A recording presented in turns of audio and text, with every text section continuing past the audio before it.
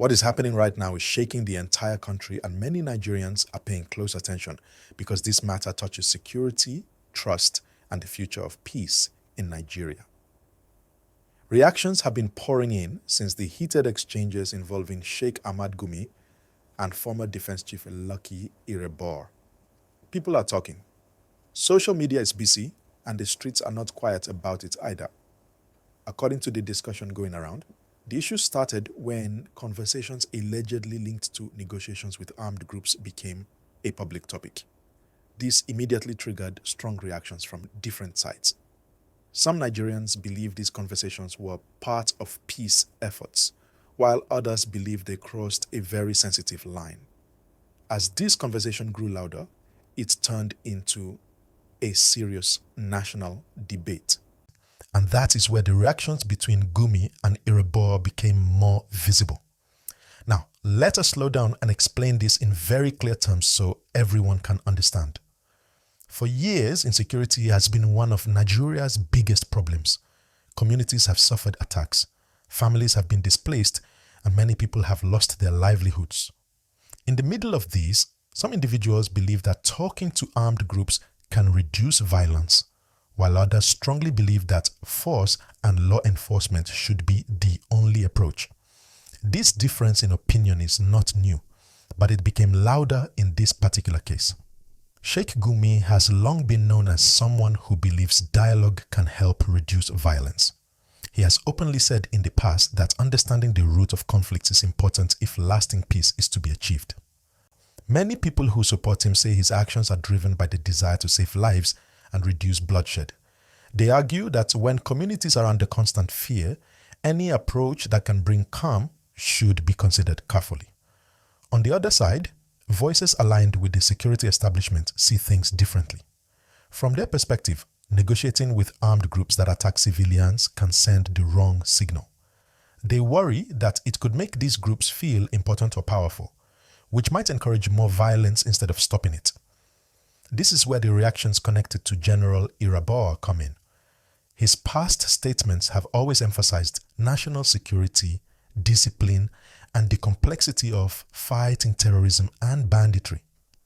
As people began discussing the alleged audio and the idea of negotiations, reactions became emotional. Some Nigerians asked hard questions. They asked why certain people can openly talk to armed groups while ordinary citizens suffer the consequences of insecurity. Others asked whether Nigeria has a clear and united strategy for handling security challenges, or if different approaches are being used without proper coordination.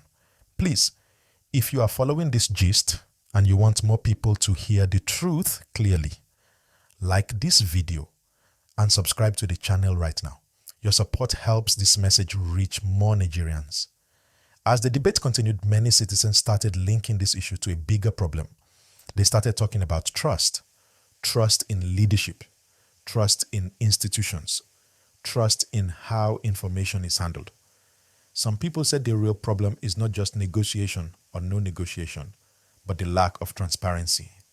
They believe Nigerians deserve to clearly understand who is doing what and why, especially when it concerns national security. Others pointed out that insecurity has lasted for so long that frustration is natural. When people are tired and afraid, emotions take over easily. This is why reactions became intense.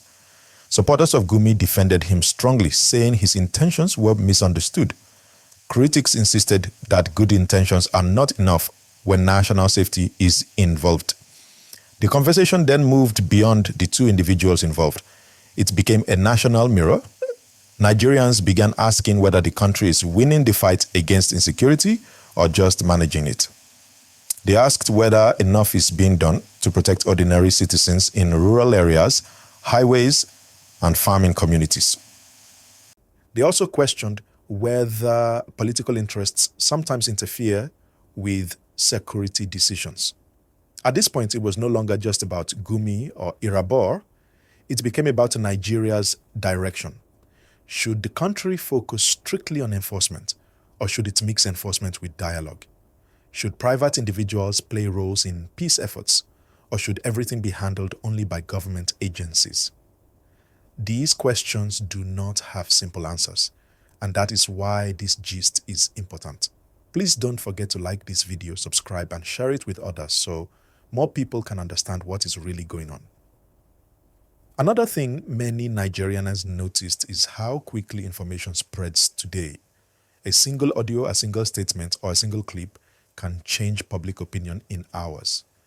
This is why people are now more careful, asking for clarity and official explanations before making final judgments.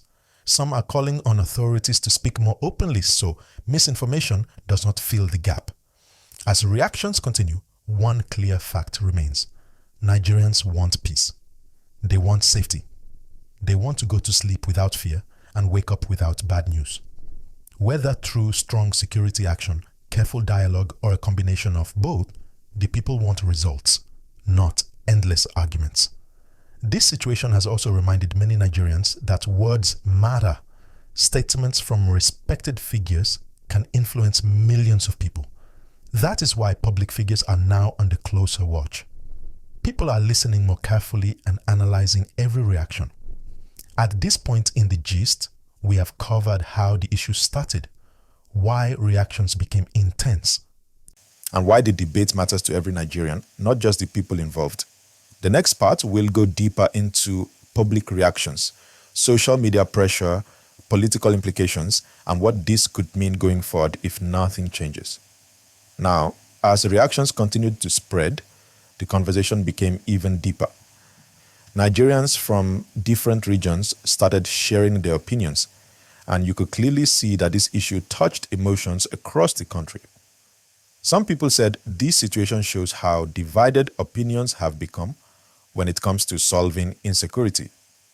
Others said it proves that Nigerians are no longer silent and want accountability from everyone involved in public matters. Many citizens began to compare this situation with past security challenges. They remembered times when negotiations worked and times when they failed. This made people ask an important question. If negotiation is being used, who is supervising it and what rules are guiding it? People want to know because security is not a small issue. It affects farmers, traders, students, travelers, and families in every part of Nigeria.